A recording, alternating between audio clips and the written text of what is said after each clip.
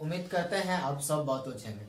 जैसा कि मैंने पिछले वीडियो में आपको बताया था, खास करके मानव श्वसन तंत्र के कई सारे भाग के विषय में भी हमने चर्चा किया था। जो टोटल 7 प्रकार के मानव श्वसन तंत्र जो है काम करता है। तो ये एक जो हम बनाए हैं आपका फोटो, खास करके एक फोटो आपका दर्शाता है कि एक है मानव श्वसन तंत्र, एक क्या है आपका, यह है मानव श्वसन तंत्र। क्या है? मानव श्वसन तंत्र, श्वसन तंत्र। जबकि दूसरा हमने बनाया है तो आपका ब्रकीओल तथा कुपिका। क्या? ब्रकीओल तथा कुपिका। क्या है? ये कुपिका है। अब समझना बात आपको ये है कि दोस्तों ये दोनों दो प्रकार से कैसे कैसे काम कर रहा है। हमने ये आपको काफी चर्चा डिटेल में सारे शब्दों में बताया था।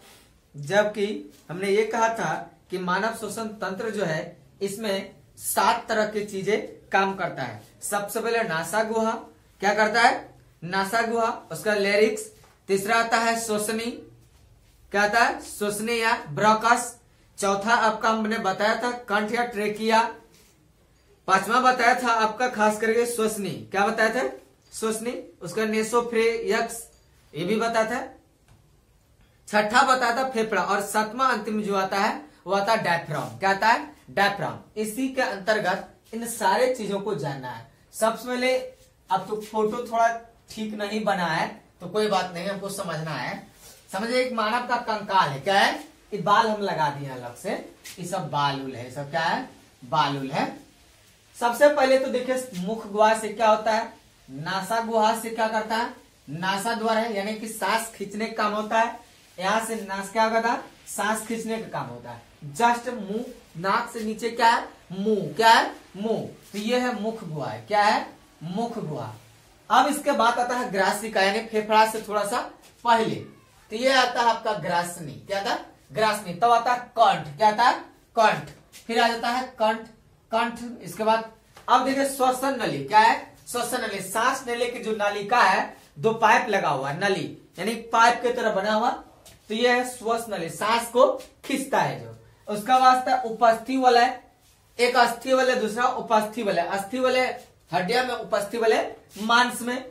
उसका फुसफस क्या था, फुफ्फुस जो कहिए। तो ये थोड़ा सा और नीचे जो हड्डी में इस प्रकार का बना, अक्सर देखे होंगे डॉक्टर सब का ऐसे बना हुआ रहता है, ना रहता है बना हुआ, बीच में तलवार का एकदम चिन्ह दे दिया जाता है। तो ये हो गया आपका, ये हुआ फुसफस। उसका पसली है ना, कहता मारेंगे तो हड्डी पसली निकाल लेंगे, मारेंगे तो हड्डी पसली। मारा वैसे थाप के नाक से लहू भीगे लगवा, बोला है ना। तो वही तो ये नाक से लहू भीगे लगवा, मारब जब तक। तो ये नाक से लहू भीगे वाला, यानी नाखुनी नखनी ना। अब थोड़ा सा और नीचे हम लोग आते हैं डायफ्राम। यहां से नीचे का जो सिस्टम दिख रहा है आपका शरीर में, ये क्या है? डायफ्राम का काम है। क्या है? डायफ्राम। डायफ्राम के विषय में बताएंगे इसका काम क्या है, सबका काम बताएंगे, घबराइएगा नहीं।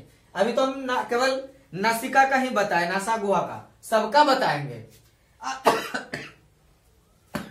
अब देखिए डायफ्राम से थोड़ा सा तनका ऊपर जो है, मतलब कि बुझाता है स्प्रिंट है, उसको बोलता है कुपिकाकुस। क्या बोलता है? कुपिकाकुस। पंपिंग होता है। अब जस्ट इसी के साइड में जो हम लोग का जिस पटसरी है, इस शरीर के बगल में क्या पाया जाता है? श्वसनी।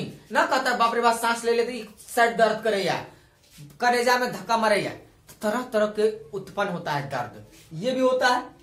उसके बाद देखो कंठ तो समझ में आ गया, ग्रसनी इस सब समझ में आ गया।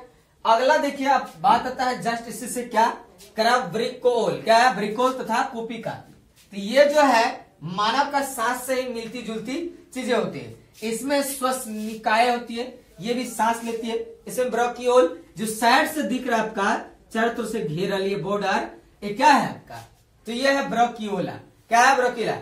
अब देखिए कुपिका, इसके अंतर्गत जो काम होते हैं बिंदा बिंदा, इसको बोलाता है कुपिका। क्या बोलाता है? ये भी सब फूलता है, समझे? तो ऐसे से ये होता है। तब बात आती है आपका क्या फिर, तो श्वसन, सांस लेने का बा ये चलता है। यहां तक तो समझ आ ही गया। तो ये फोटो से केवल इतना ही जानना था कि मानव श्वसन तंत्र में किस प्रकार के काम हो रहा है और कहां पर क्या सिस्टम, डाइजेस्ट सिस्टम बना हुआ, इसको हमने दर्शाया। ये पूरा हो गया। अब दूसरा पॉइंट आपका रखाएगा, खास करके कल ने मैंने बताया था नासा गुहा, अब बताएंगे नेसोफेरिक्स। क्या बताएंगे? नेसोफेरिक्स, यानी कि हमारे नाकों के अंदर से और थोड़ा जब आगे बढ़ा जाए, देखा जाए तो उसमें क्या एक घुमावदार, कैसा घुमावदार, कैसा घुमावदार क्या होता है, रास्ते को नेसोफेरिक्स कहते हैं। यानी नाक के आगे एक घुमावदार है, कैसा घुमावदार रास्ता है, जिसको हम लोग क्या कहते हैं, नेसोफेरिक्स कहते हैं। करा कि यही ग्रासनी एक छिद्र द्वार श्वास नली में क्या करती है, खुलती है, आगे जल के क्या करती है, यह खुल जाती है। खुलने के बाद क्या होता है कि ये ग्लेटिक्स क्या, तब जब जब जहाँ खुलेगा उसका नाम रखा है ग्लेटिक्स कहते हैं। क्या कहते हैं, ग्लेटिक्स कहते हैं। करा ये एक उपस्थित युक्त कपाट द्वारा ढका रहता है, यानी कि समझिए एक हड्डी नुमा खपड़ा की तरह चार्ट बना हुआ रहता है, जिससे शिव क्या रहता है, संपूर्ण ढका हुआ रहता है। हमने ये भी बात बताया था कल आपको कि एक हमारे पास श्लेष्मा ग्रंथियां पाई जाती है, जिसके कारण नमी हमेशा बना हुआ रहता है। श्लेष्मा ग्रंथि कारण ढका रहता है, जिसे एपिग्लेटिक कहते हैं। क्या कहते हैं, जिसे एपिग्लेटिक कहते हैं। यह श्वास नली में भोजन के कणों को जाने से रोकता है।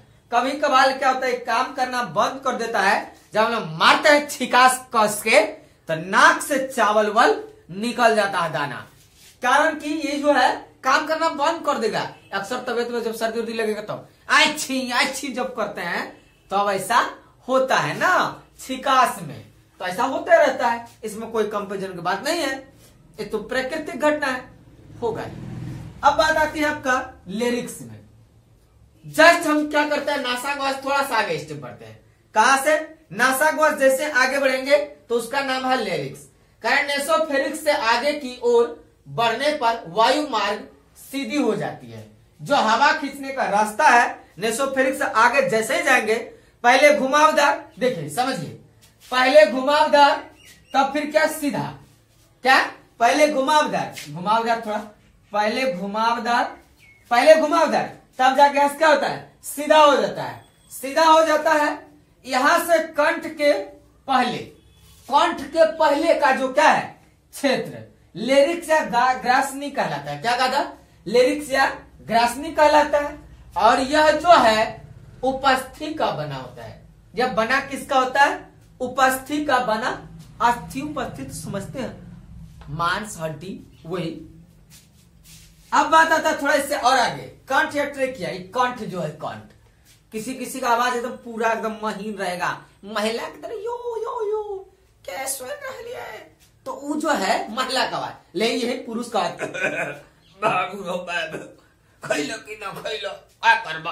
ये जो आवाज है ये पुरुषों की भांति हो जाता है। तो कहीं ना कहीं इसमें कुछ ढांचा बदलाव मिल रहा है।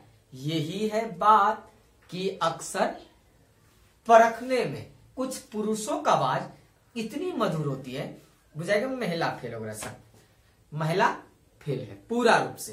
कहीं ना कहीं उसका कंठा जो है, कंठ बैठल रहता है। करेक्ट के यह एक लंबी चौड़ी और उपस्थि की बनी होती, लंबा चौड़ा उपस्थि का बना होता है। यही जो है नालिका है। क्या है, नालिका है, जो लेरिक्स के आगे के भाग में क्या करता है, सबसे पहले नेसोफेरिक्स के आगे लेरिक्स, और लेरिक्स से आगे कंठ या ट्रेकिया, करा कि आगे के भाग में स्थित होती है। पुरुषों के कंठ उपस्थित उठी रहती, जैसे देखिए ना हम लोग का ये उठ गया, क्या है, उठल है, लेकिन महिला के भीतर रहता है, जिसके कारण क्या होता है, थोड़ा उसका आवाज मैन होता है। इसके बीच दो स्वर रज्जु होते हैं। क्या होता है, इसके अंदर में दो स्वर रज्जु होते हैं। ये स्वर रज्जु के कारण का आवाज का पता चलता है, पाए जाते हैं। क्या इसके कंपन से आवाज उत्पन्न होता है, जब कांपता है, धड़कता है तो ना है, जब दिल धड़कता महसूस होता है, दिल धड़कता उड़कता नहीं है, कंपन तनी कम बेसी हो जाता है। तो वो तो बात अलग है, उनका काम अलग है, ये तो होता रहता। तो यही जो है मतलब कि स्वर रज्जु यानी ध्वनि को उत्पन्न करने वाला, जिसके कारण क्या होता है, ध्वनि उत्पन्न होता है। तो आज का मुख्य मुद्दा जो आपका हम चल रहे थे क्या, मानव श्वसन तंत्र के पहला पॉइंट खत्म हो गया था। आज 3 पॉइंट लेकर के चले, टोटल 4 पॉइंट खत्म हो गया।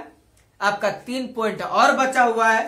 3 पॉइंट बचा हुआ क्या है, श्वसनी या ब्रॉकस, फेफड़ा और डायफ्राम, 3 ठो बचा हुआ। और तीनों का संग्रह आपको अगले वीडियो में हम लेकर आएंगे। उम्मीद करते हैं आप सब बहुत अच्छे होंगे, अच्छा समझ में आता होगा।